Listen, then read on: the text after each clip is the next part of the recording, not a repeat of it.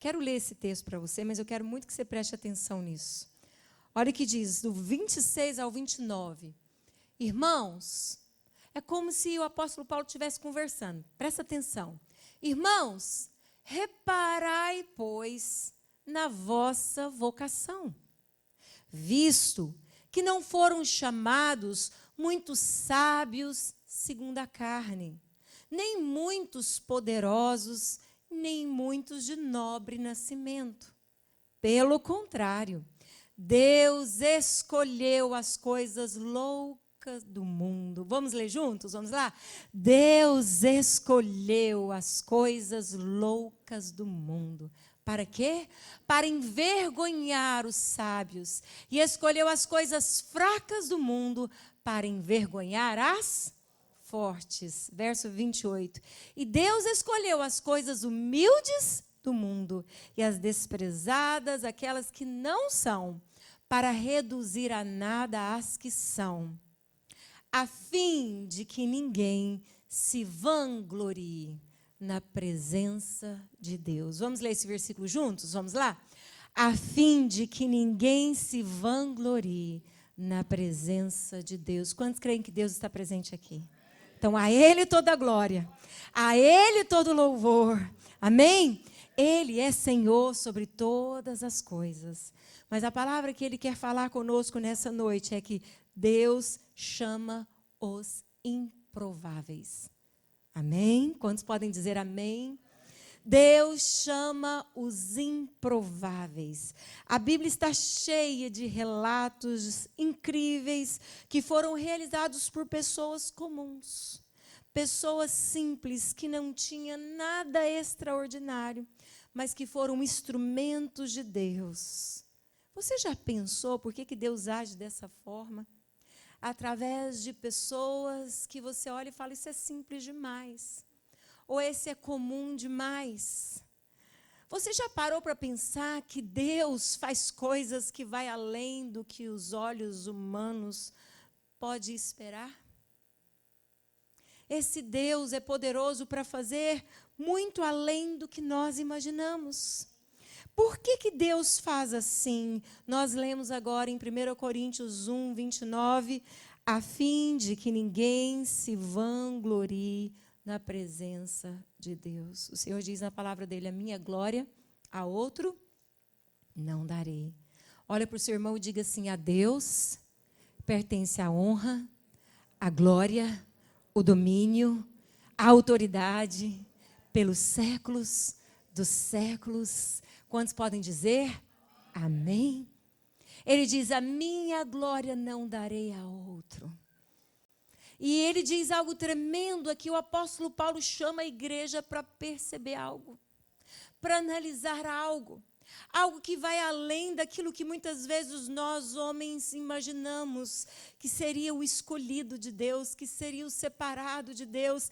Deus escolhe gente simples, Deus escolhe gente comum, Deus escolhe gente que aos olhos da sociedade é meio que improvável. Ou talvez reprovado seja a palavra mais correta. Deus chama gente improvável. Para quê? A fim de que ninguém se vanglorie, tome a glória para si.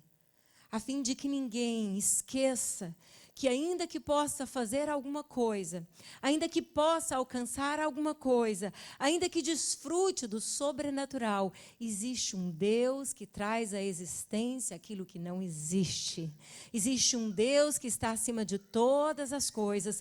E existe um Deus que criou todas as coisas. E a Ele pertence o domínio, a glória, a honra, pelos séculos dos séculos.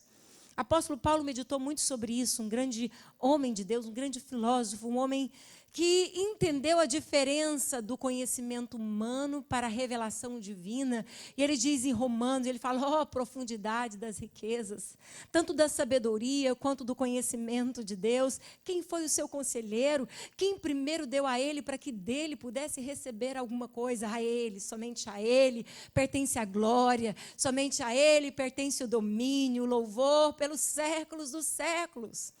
João, o apóstolo João, conhecido como o apóstolo do amor, que sofreu muita perseguição por ser um discípulo de Jesus, por ser um fiel seguidor de Jesus, mesmo diante de tantas lutas, diante de tantas dores, dificuldades, João contempla a glória do Senhor. A Bíblia diz em Apocalipse, e João fica trêmulo diante da glória do Senhor, diante do senhorio do Senhor, e ele recebe revelações profundas, e ele diz aquilo que o pastor Paulo acabou de dizer agora há pouco, que diante do Senhor todo joelho se dobrará. Diante do Senhor toda língua confessará que Ele é o Senhor, para a glória de Deus Pai. Eu não sei se você veio aqui hoje à noite com o coração cheio de vontade de louvar a Deus, mas eu vim. Porque sempre que eu medito na palavra de Deus, algo acontece dentro de mim que me dá uma vontade de dar glória a Deus, de transmitir ao meu Deus a minha gratidão, porque Ele é tão bom. Como nós cantamos hoje, tão bom. Ele nos escolheu, somos escolhidos, somos amados. E nós somos aquilo que Deus diz que nós somos. Mas nessa noite, eu queria que você hoje olhasse para um personagem da Bíblia. Nós vamos olhar por a história de alguns, mas esse aqui vai trazer para nós uma lição muito grande de que Deus escolhe os improváveis. Está lá em Êxodo, capítulo 2, a partir do verso 11, a história de Moisés. Moisés. Quem já ouviu a história de Moisés aqui, levanta a mão. Então fala para o seu irmão, Deus vai falar com você através da história de Moisés. Amém? Nós vamos ler do verso 11 ao verso 15, diz assim: Naqueles dias, sendo Moisés já homem, saiu a seus irmãos e viu os seus labores penosos, e viu que certo egípcio espancava um hebreu, um do seu povo. Olhou de um e de outro lado, e vendo que não havia ali ninguém, matou o egípcio e o escondeu na areia. Saiu no dia seguinte, e eis que 2 hebreus estavam brigando, e disse ao culpado: Por que espanca o teu próximo? Ao qual respondeu: Quem te pôs por príncipe e juiz sobre nós? Pensas matar-me como matastes o egípcio? Temeu, pois, Moisés e disse: Com certeza o descobriram. Informado desse caso, procurou o Faraó matar, preste atenção nisso, procurou Faraó matar a Moisés. Porém, Moisés fugiu da presença de Faraó e se deteve na terra de Midian e se assentou junto a um poço. Nós estamos vendo aqui, lendo na Bíblia, uma história, um momento, na verdade, difícil na história de Moisés. A história de Moisés não foi nada fácil.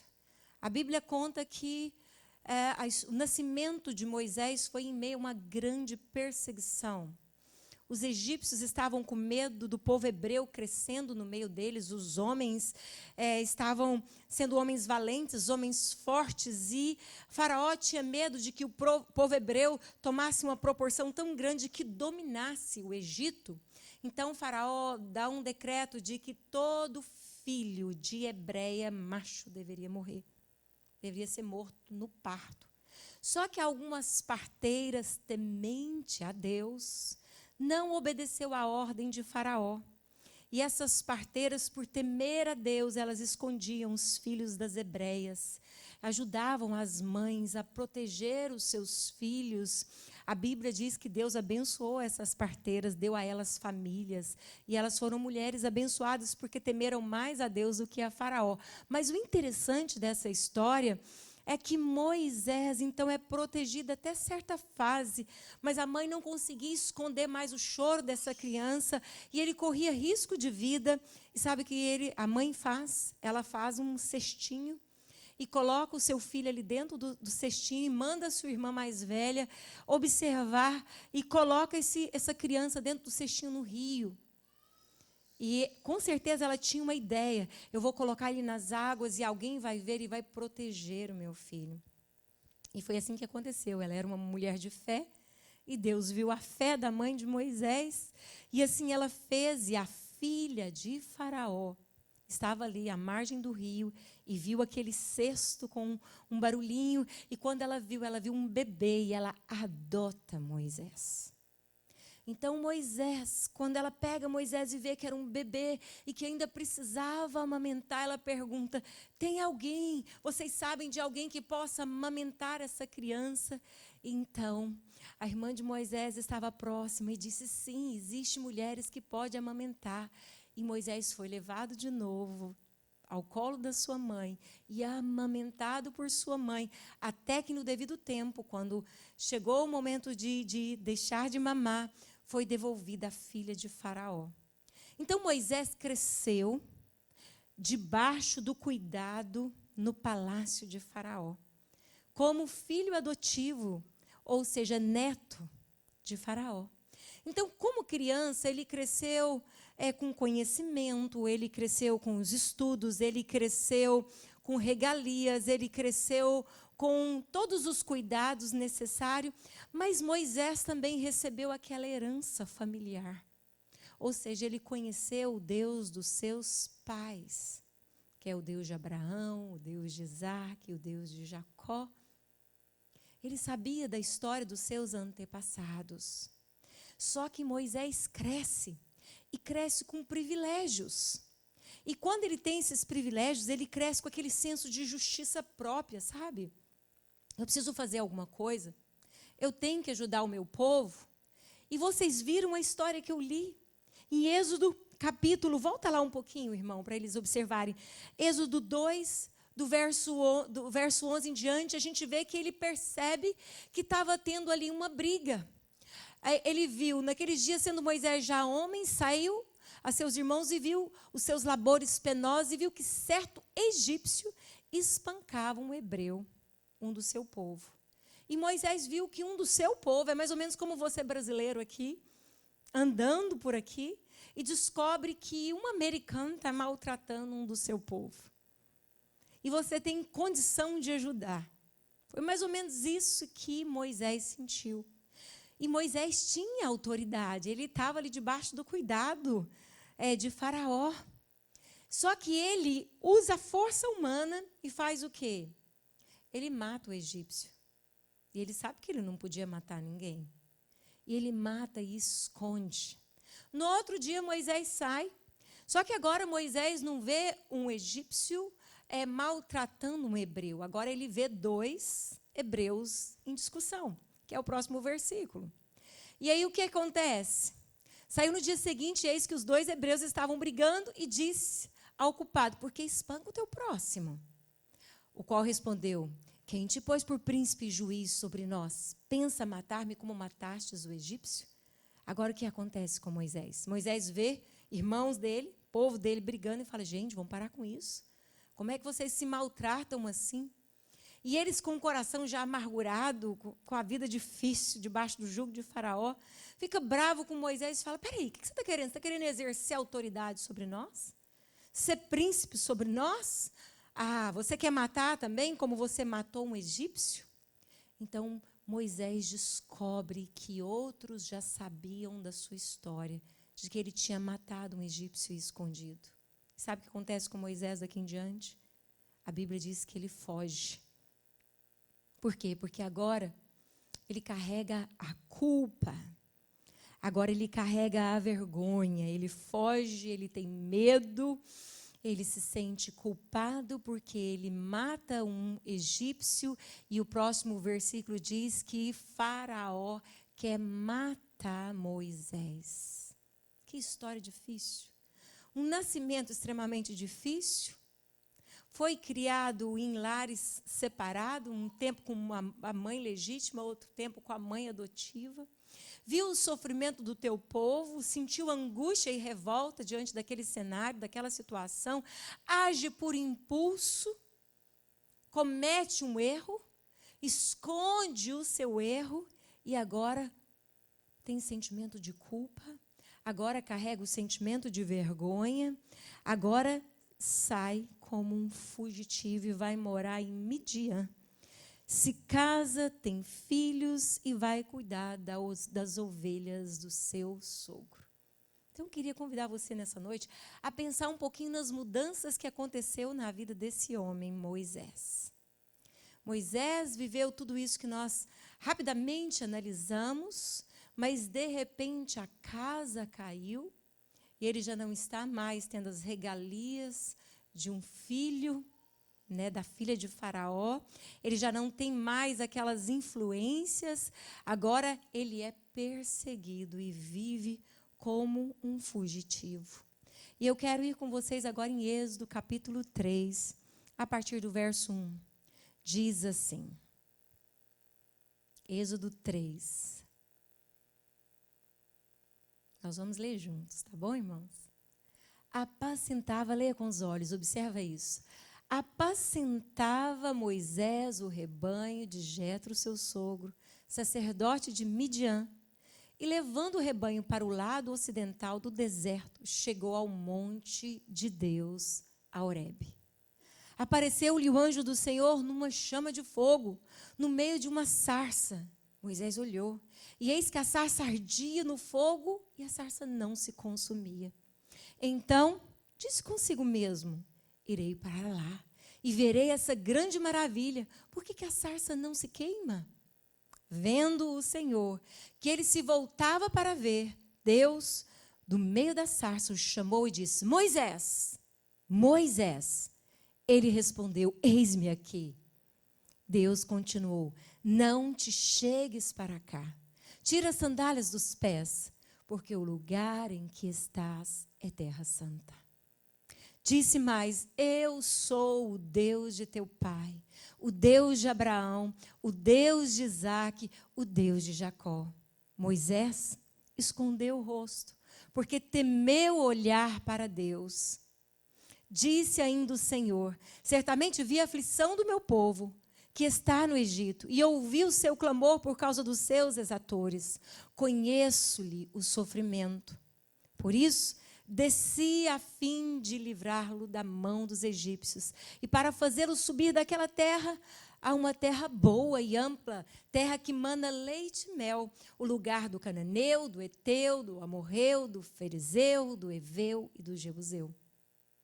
Pois o clamor dos filhos de Israel chegou até mim, e também vejo a opressão com que os egípcios estão oprimindo. Vem, preste atenção, vem, foi a palavra que Jesus disse, ou melhor, que Deus disse. Vem agora, e eu te enviarei. A quem, igreja? Para que tires o meu povo, os filhos de Israel, do Egito. Verso 11, então, disse Moisés a Deus, quem sou eu para ir a Faraó e tirar do Egito os filhos de Israel? Verso 12, Deus lhe diz, eu serei contigo. Amém, queridos? Deus lhe disse, eu serei contigo. Nós vemos a história de um homem que a princípio se sentia capaz. Nós vemos a história de um homem que, a princípio, fez o que ele achava que podia fazer. Foi ou não foi?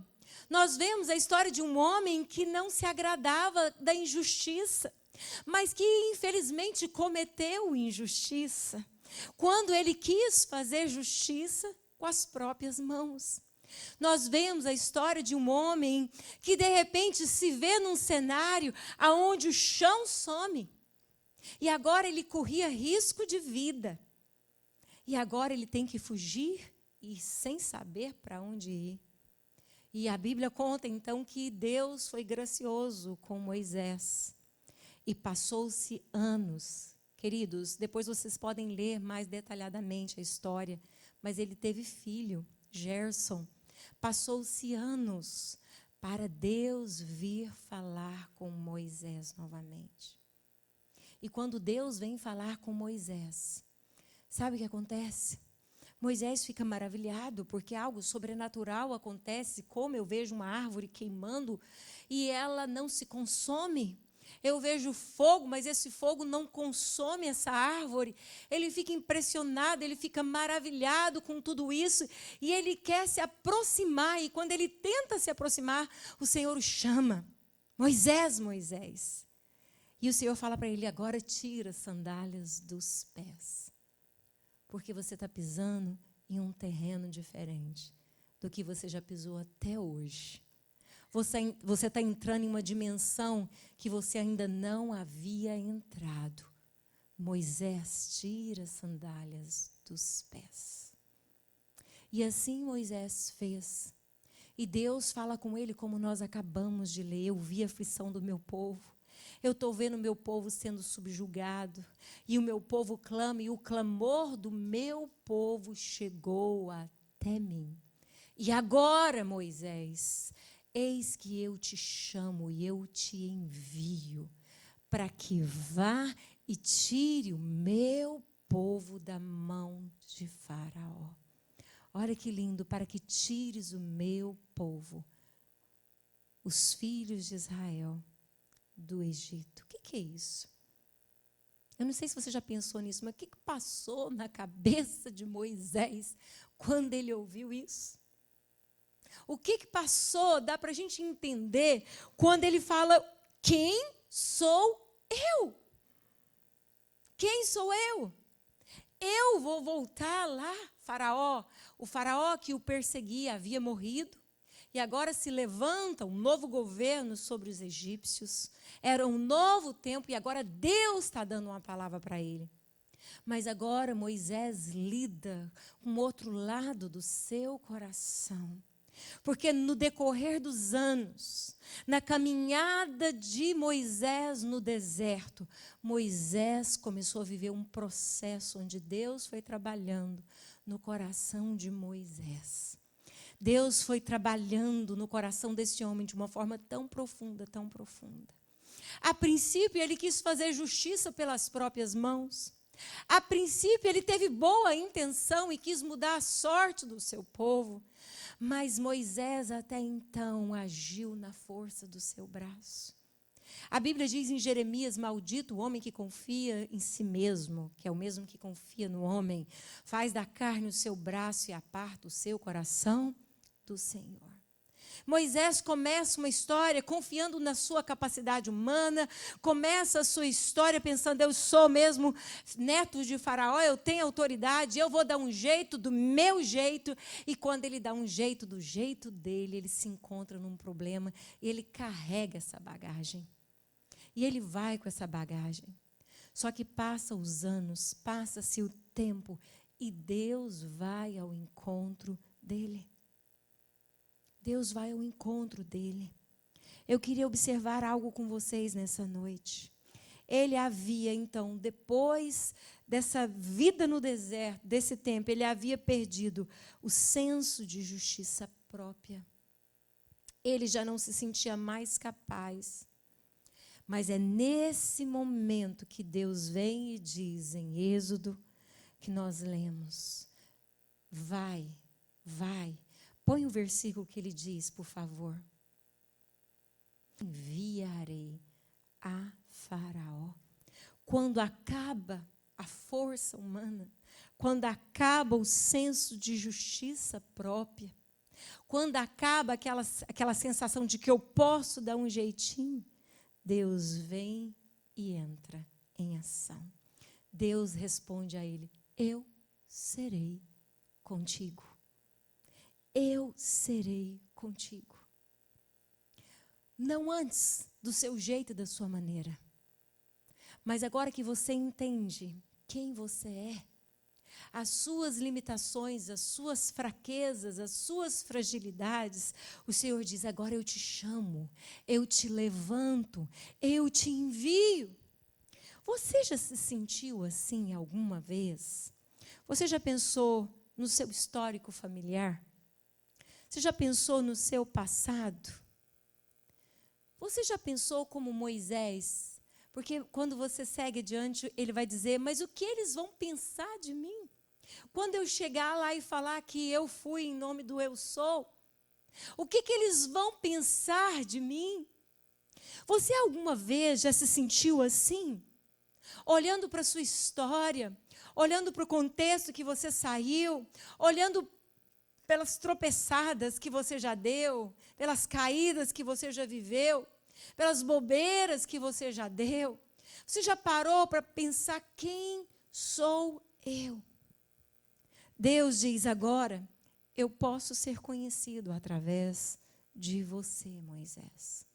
E nessa noite eu quero trabalhar um pouquinho. Deus chama os improváveis. Deus levanta os improváveis. Deus restaura os improváveis. Eu vou citar outros personagens para vocês, mas eu queria que você observasse a história desse homem a princípio, porque olhando humanamente, você diria a princípio, quando Moisés ainda era um jovem, está na hora de fazer alguma coisa para o povo dele. Ele tem todo o legado para isso. Ele tem a cidadania, ele tem todo o conhecimento, ele é perito no conhecimento do Egito, na língua egípcia. Mas quando Deus o chama, Moisés começa a falar um monte de coisa. Ele fala, Deus, agora eu sou gago, eu sou pesado de língua. Deus, o que eles vão pensar de mim? Deus, eles não vão me dar crédito. Por que é agora que Deus chama? Por que é nesse momento que Deus entra em ação? Tem uma frase que muitos pastores citam, e eu gosto dela, embora ela não esteja desse jeito na Bíblia, mas quando a gente analisa vários textos da Bíblia, a gente percebe que essa frase faz sentido. É assim, Deus não chama os capacitados, mas Deus capacita os chamados. Você pode olhar para a pessoa do lado e dizer isso? Diga assim, Deus não chama os capacitados, mas Deus capacita os chamados. Quantos podem dar um glória a Deus nessa noite? Então tem um monte de chamados aqui hoje à noite. Mas nós precisamos parar e analisar. O que está acontecendo com a minha história hoje? O que está acontecendo com a sua história hoje? Tem um texto que faz parte de quase todas as minhas pregações. Paulo diz em Romanos que todas as coisas cooperam para o bem daqueles que amam a Deus, daqueles que são chamados segundo o seu. Você já parou para pensar por que desse deserto hoje? O porquê desse momento que eu estou vivendo hoje? O que está se passando? Deus se esqueceu de mim? Aonde estão as promessas? Você pensa que Moisés se esqueceu quem era sua mãe hebreia? Não. Tanto que Deus relembra quando Deus vai falar com ele, eu sou o teu Deus, o Deus do teu pai, Abraão, Isaque, Jacó. Eu conheço a sua linhagem. Eu conheço. Mas, queridos, Moisés viveu um momento escuro da sua história, onde parecia que Deus havia se esquecido dele. E se você ainda não viveu esse momento, eu, como pastor, eu tenho a obrigação de te preparar, porque todo cristão vive. Todos os discípulos, quando você lê na Bíblia, ali quando Jesus dá a eles autoridade, dá a eles o domínio, eles vão fluindo no Espírito Santo, mas eles são perseguidos, eles vivem lutas. Só que Jesus havia avisado antes, no mundo tereis, tem de bom ânimo, eu venci. Mas todo mundo passa por luta, por deserto, por dificuldade. Mas eu quero te dizer algo nessa noite, Deus não se esqueceu de você. Naquele momento onde parecia que Deus havia se esquecido de Moisés, era o momento onde Deus estava trabalhando o coração de um grande líder, de um grande pastor, um dos maiores exemplos bíblicos de homem generoso, embora fosse um homem determinado e forte, também misericordioso. Quantas vezes intercede para Deus não consumir Israel? Um pastor, um grande pastor, mas em dado momento da sua história, estava num deserto. Por que do deserto? Porque Deus estava trabalhando o coração dele. A Bíblia diz, não é por força e nem por violência, mas é pelo meu Espírito, diz o Senhor. Deus chama os improváveis. Quando Deus chamou Abraão, que ainda era Abrão, Ele morava no meio de uma idolatria terrível. Ele nasceu com a herança idólatra. Ele viveu nessa cultura. Mas ele queria ouvir a voz de Deus, e Deus fala com Abrão. E Abrão decide ouvir a voz de Deus e andar com Deus, e Deus muda a sorte de Abrão, faz uma aliança e ele se chama Abraão. E Deus faz uma aliança com ele, com a esposa dele, diz que daria a eles uma descendência enorme como as estrelas dos céus. Mas Abraão e sua esposa eram estéreis, porque a sua esposa não tinha condição, não tinha fertilidade. E passa-se os anos, e Deus diz essa promessa para ele, ele fica esperando a promessa. E tudo parecia improvável. Tudo parecia que não ia acontecer. Passa-se o tempo. Na hora em que a sua esposa perde totalmente a fertilidade, já é velha, idosa, e ele já com 100 anos, Deus os visita e dá a ele Isaque. De Isaque vem Jacó, de Jacó vem as 12 tribos, que se levanta então um povo hebreu e que forma o grande Israel. Mas até hoje nasce filhos de Abraão, porque todo aquele que nasce em Cristo Jesus nasce pela fé, e a mesma fé que houve lá no nosso patriarca Abraão. Amém, queridos? Então até hoje há filhos de Abraão nascendo, mas era improvável. Improvável. Quando Deus chama Jacó, Jacó está fugindo tanto quanto Moisés, porque Jacó faz uma jacosice. Jacó engana seu irmão, ele usurpa, ele rouba o direito da bênção de primogenitura, ele foge, mas ele clama a Deus, e Deus o ouve, e Deus dá a ele a chance da reconciliação, e Deus o abençoa e faz de Jacó o pai das 12 tribos de Israel. O Deus que escolhe os improváveis. E como esquecer de Raabe? Não podemos esquecer de algumas mulheres da Bíblia também. Deus escolhe os improváveis para que Israel continuasse marchando, para que Israel conseguisse passar por Jericó. Tinha lá uma mulher de fé. E essa mulher até então era conhecida como a prostituta Raabe. Tinha uma casa de prostituição, está na Bíblia, queridos. Mas quando ela ouve falar do povo hebreu, que Deus era com eles, que Deus abriu o mar para aquele povo passar, que existia um Deus todo-poderoso, ela teme a Deus. E os espias entram na sua casa. Espias eram aqueles que foram enviados por Josué para ver como é que era a terra, para que eles pudessem passar aquela barreira. E havia uma grande barreira. Jericó tinha uma muralha tão grande que dava para passar 2 carros. Era como uma avenida. E sabe o que acontece? Essa mulher crê em Deus, esconde os espias e pede para os espias: eu sei que Deus vai dar para vocês esse lugar, vocês vão derrotar o Egito, ou melhor, Egito, né? Me ajuda a lembrar, gente. Jericó, amém? Eu queria ver se vocês estão ligados, brincadeira. E aí, o que acontece, gente? Ela hospeda esses homens, esconde esses homens e fala: agora, quando você voltar e vier com o seu exército, lembra de mim, me salva, porque eu quero servir o Deus de vocês. E eles falam: então faz uma aliança conosco. Você vai pôr uma fita vermelha pendurada na janela, para que nós possamos ver e salvar você e toda a sua casa. Raabe foi uma mulher de fé, totalmente improvável. Você diria que da linhagem de uma prostituta nasceria um rei? Você diria isso? Nós lemos muito pouco a Bíblia. Nós meditamos muito pouco na palavra de Deus. Deus escolhe os improváveis. Como esquecer de Débora?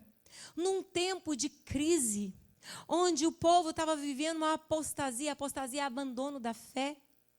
O povo já não sabia mais o que fazer, cada um fazendo como bem parecia. Deus levanta Débora, uma mulher que temia a Deus, para julgar as causas do povo de Deus. E ela era uma mulher que seguia a justiça, que seguia os princípios de Deus. E ela anima o povo a voltar a guerrear e a vencer os seus inimigos. Uma mulher visionária, num cenário de caos. Uma mulher, naquele tempo, ajudando um exército a se posicionar. Deus chama os improváveis. Você pode olhar para a pessoa do lado e diga: há esperança para nós. Deus chama os improváveis. Amém? E como esquecer de Esther, gente? Uma jovenzinha que foi cuidada pelo seu primo, por um parente, porque os seus pais foram levados.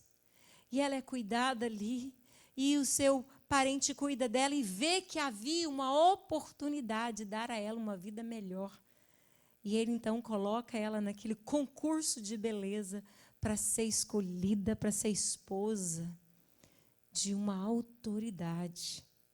E a gente sabe que isso tem um cunho político, mas tem algo espiritual por trás disso, porque Deus usa ela depois para interceder para que o povo fosse livre, para que o povo fosse abençoado. Esther, que não nasceu em berço de ouro, que não teve uma história de ser bem preparada para o futuro, não.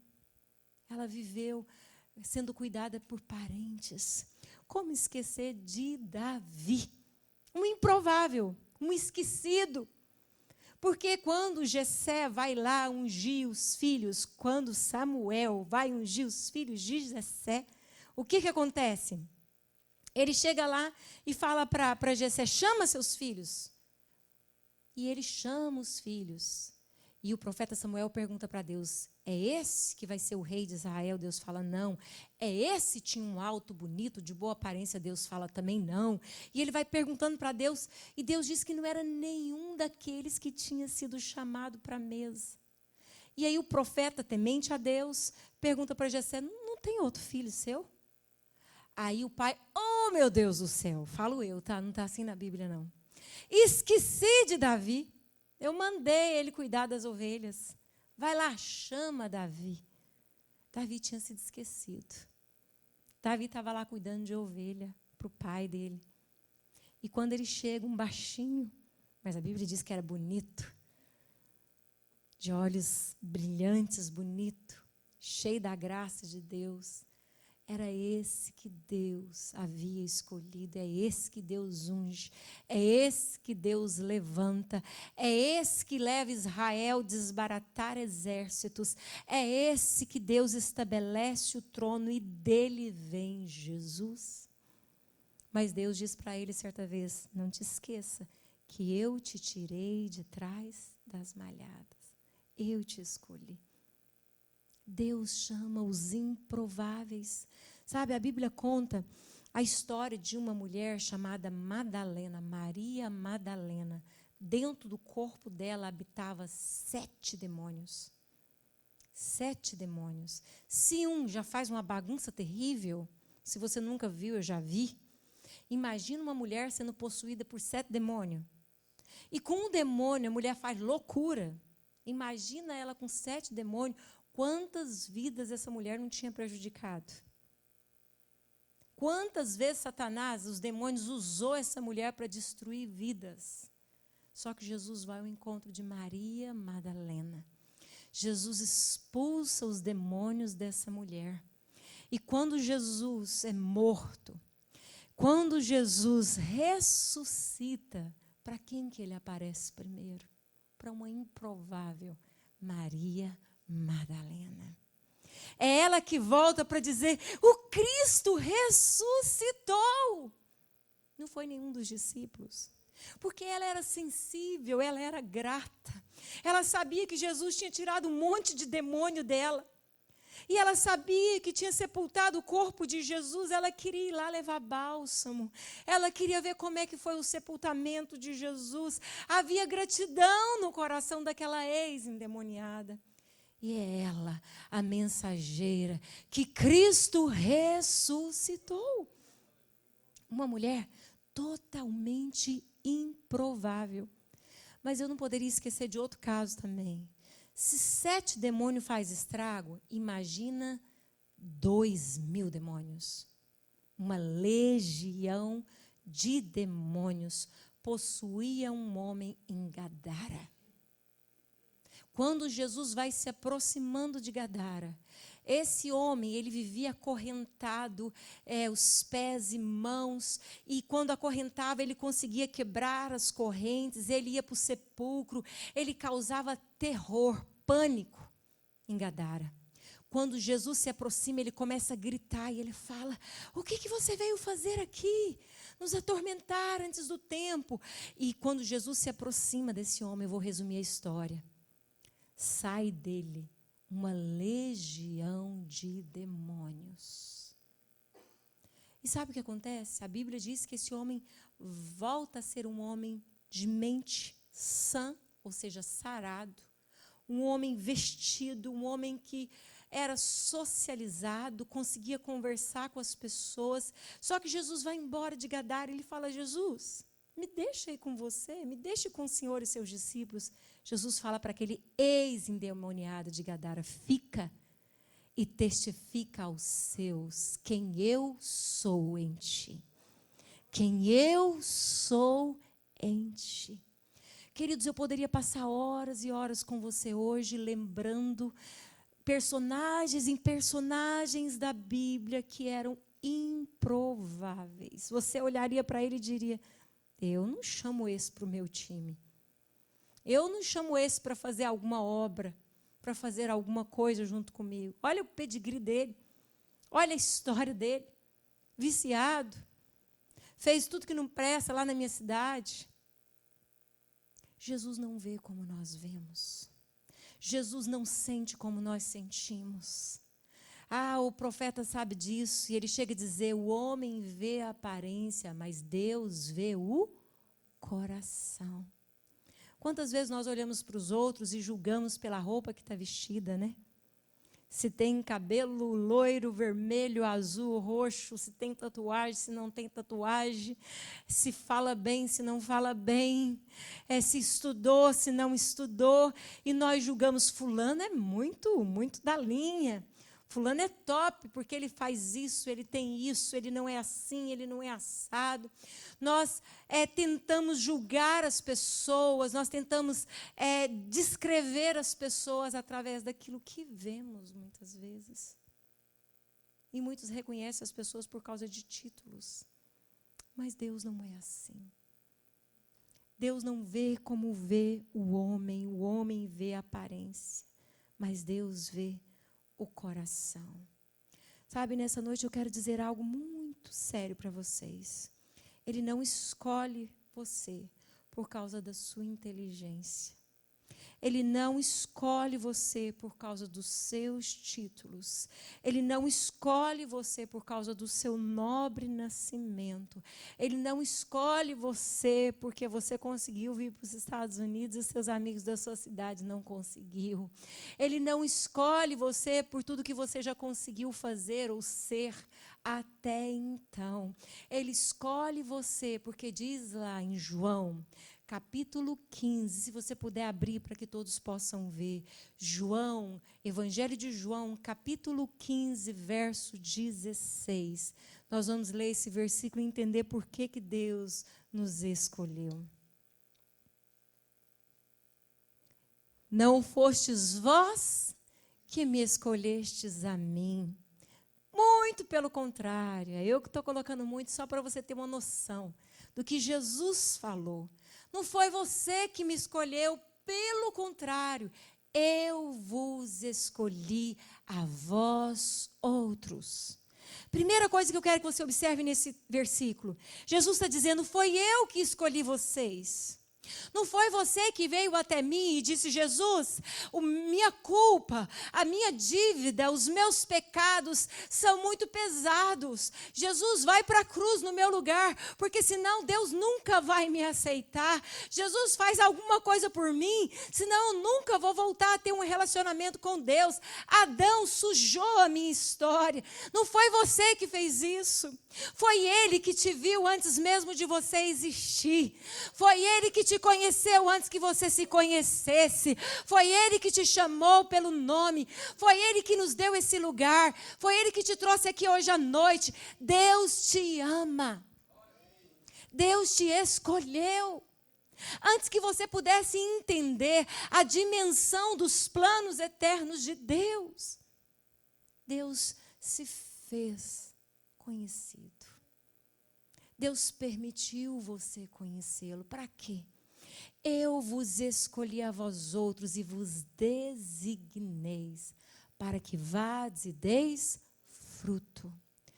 Todo aquele que conhece o amor de Jesus, algo flui de dentro dele. E é isso que Jesus está falando. Ele está falando da videira e dos ramos ligados à videira. Ele diz: eu vos escolhi, vos designei para que deis fruto, e o vosso fruto permaneça, a fim de tudo quanto pedirdes ao Pai, em meu nome, eu vô-lo conceda. Às vezes, nós reconhecemos as pessoas por causa de títulos. Reconhecemos as pessoas por causa do que ela conseguiu conquistar até então. Nós não paramos para ver como Deus vê, queridos. Sabe, eu acredito que eu estou de pé diante de grandes homens e mulheres de Deus, que ainda não entendeu a dimensão do propósito de Deus, ou já está entendendo e está começando a viver. Mas eu quero te dizer que eu me sinto a menor dentre vocês, a mais improvável de estar aqui hoje à noite, a que menos podia estar aqui humanamente falando nessa noite. Se não fosse Deus provado o amor dele por mim, eu não estaria aqui. Tem uma canção antiga que um amigo meu compôs, ela nunca foi gravada, mas eu lembro a letra dela, porque muito me marcou. Diz assim: se não fosse o teu amor, se não fosse Cristo em mim, aonde eu estaria? Cristo é a esperança da glória.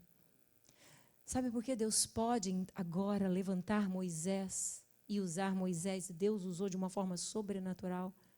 Porque Moisés quebrou a casca, como o pastor Paulo pregou esses dias.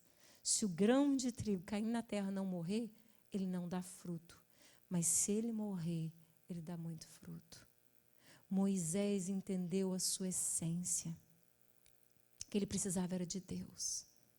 Que só pela graça e o poder de Deus, ele teria autoridade diante de qualquer autoridade. Deus faria milagres, porque Deus é o eu sou. Moisés viveu isso. É tão lindo ler a história de Moisés e ver tantos milagres maravilhosos que Deus fez, maravilhosos, né? Que Deus fez através da vida de Moisés. Mas eu quero dizer para você que o mesmo Deus que chamou Moisés na sarça ardente, hoje chama você através de uma Juliana desse tamanhozinho. A mais improvável, mas que está com o coração ardendo nessa noite. Sabe por quê? Porque eu não merecia estar aqui. Sou filha de uma viúva que apanhava do marido.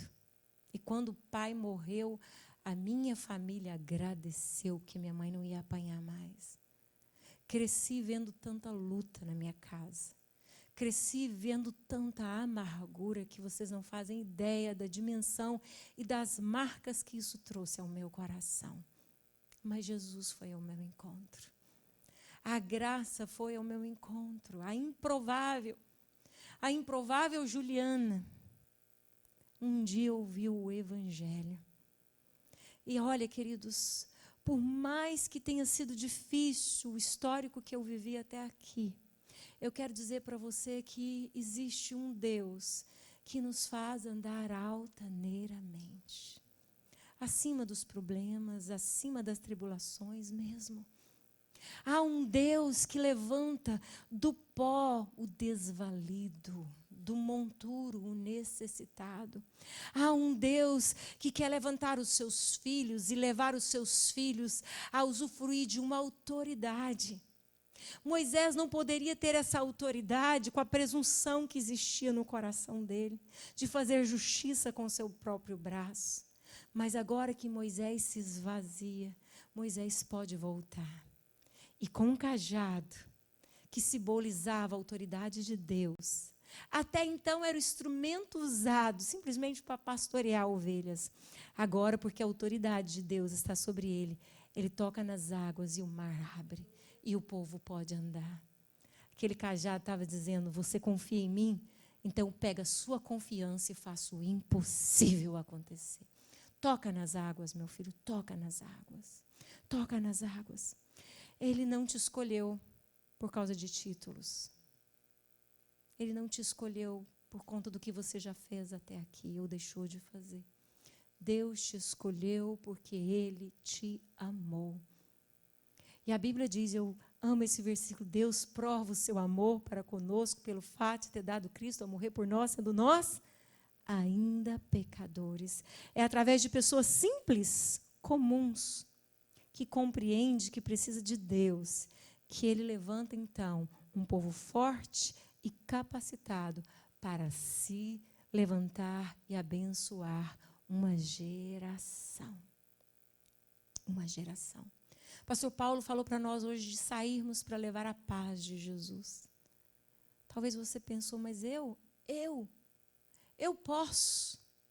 Se você acreditar que Deus te chama nessa noite, se você acreditar que o mesmo Deus que falou através de uma sarça, pode falar através de uma mulher, humanamente falando, debilitada, frágil, mas que entendeu a misericórdia, está aqui nessa noite, debaixo da graça do Senhor, te dizendo, Deus te chama, você pode. Você pode se levantar com uma autoridade para influenciar a sua geração? Sim. Sim. Você pode se levantar nessa noite e dizer as vozes da mentira, as vozes do engano. Está na hora de dizer, chega. Eu quero ser aquilo que Deus diz que eu sou. Eu quero fazer aquilo que Deus diz que eu posso fazer. Eu quero viver aquilo que Deus tem para mim. Chega. Deus não se esqueceu de Moisés. E eu quero dizer para você que Deus também não se esqueceu de você. Mas entre Deus e o agir de Deus, tem que ter a sua resposta. De dizer, Senhor, eu quero me levantar. Eu quero viver o que o Senhor tem para mim. Tu és o Deus dos improváveis. E eu me identifico nessa noite. Eu me identifico. Quem sou eu? Quem sou eu? Quantas vezes eu já disse isso para Deus? Há poucos meses atrás, eu estava com a minha filha mais velha, e ela riu e falou, mãe, eu me lembro como você ficava quando você tinha que pregar. Eu falei, Miriam, eu tinha me esquecido. Como é que eu ficava? Ah, mãe, você não dormia. Você ficava tão choramingando. E eu falei, filha, eu continuo assim. Só que agora eu entendi que algo sobrenatural é que nos levanta e nos sustenta. E sabe, filha, aqueles momentos de choro decidiu a minha história. Esse é o caminho. Reconhecer que sem Jesus, nada posso fazer. Reconhecer que sem Jesus, eu não vou a lugar algum. Eu nunca quero me esquecer de quem eu sou. Eu não sou nada. É tudo. E Ele pode todas as coisas. E nessa noite eu quero terminar dizendo para você que há milhares de improváveis lá fora. Talvez você pense, não, está aqui dentro. Não, também está lá fora. Tem samaritanas lá fora. Tem Marias Madalenas lá fora. Tem Raabes lá fora. Vocês estão entendendo o que eu quero dizer? Tem gente preso em Gadara agora. Talvez o Gadara dele seja um bar. Seja a vida desregrada, nos prazeres, está lá, sufocado. E Jesus quer que você vá até eles. Jesus quer que a luz dele brilhe através de você. Ele continua chamando os improváveis. Moisés se esvaziou de si mesmo para que pudesse ser revestido de autoridade. Ele perdeu o seu senso de justiça própria para viver nas mãos de um Deus que é justo. Deus é a nossa justiça. E é hora de colocarmos diante do Senhor todo o senso de justiça própria. É hora de deixarmos de lado a preocupação com títulos, com reconhecimento das pessoas. É hora de olhar para o Deus que fala através de coisas simples, mas que faz grandes coisas. O Deus dos improváveis está aqui nessa noite. E Ele quer levantar homens e mulheres para o ministério nessa noite. Deus quer levantar missionários aqui, mensageiros da paz de Jesus. Deus quer levantar você. Eu queria convidar você a fechar os seus olhos nessa noite.